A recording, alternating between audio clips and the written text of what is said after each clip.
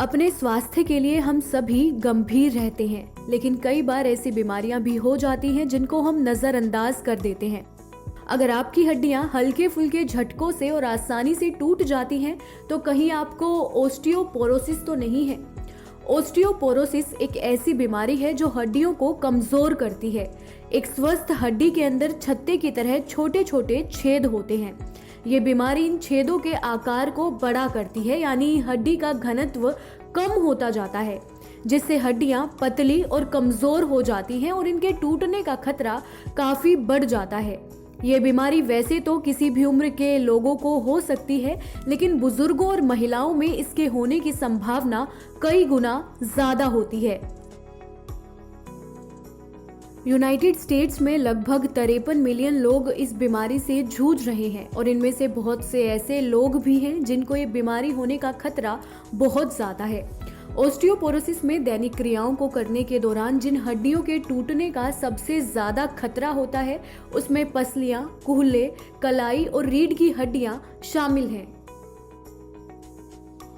इस बीमारी के शुरुआती दौर में किसी भी तरह के लक्षण देखने को नहीं मिलते। इसमें अप्रत्याशित फ्रैक्चर का खतरा बढ़ जाता है, लेकिन अगर आपके मसूड़ों में दिक्कत हो रही है, पकड़ कमजोर हो रही है, नाखून टूट रहे हैं या आपके परिवार में पहले किसी को ओस्टियोपोरोसिस हो चुका है, तो आपको डॉक्टर से जरूर संपर्क करना चाहिए।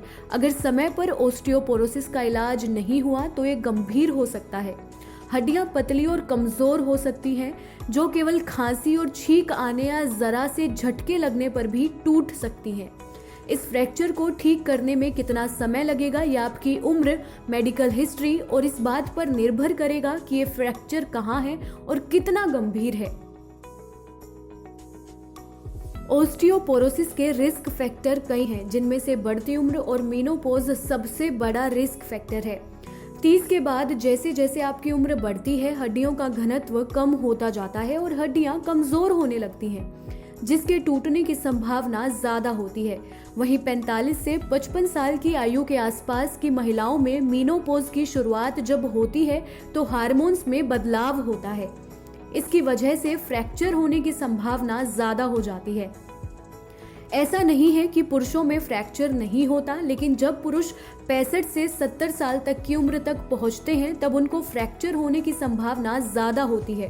ओस्टियोपोरोसिस के कई और रिस्क फैक्टर में खराब पोषण, धूम्रपान करना, शरीर का वजन कम होना, ओस्टियोपोरोसिस का पारिवारिक इतिहास होना, महिला होना, फिजिकल एक्टिविटी कम होना शामिल है।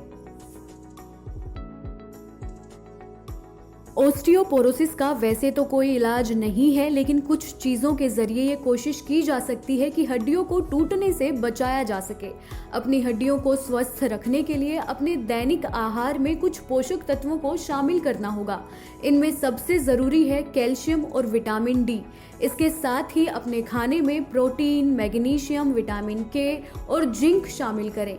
वजन बढ़ाने वाली एक्सरसाइज करें, धूम्रपान न करें और डॉक्टर की सलाह लेते रहें। Presenting B News app available on Google Play and App Store. Download it now.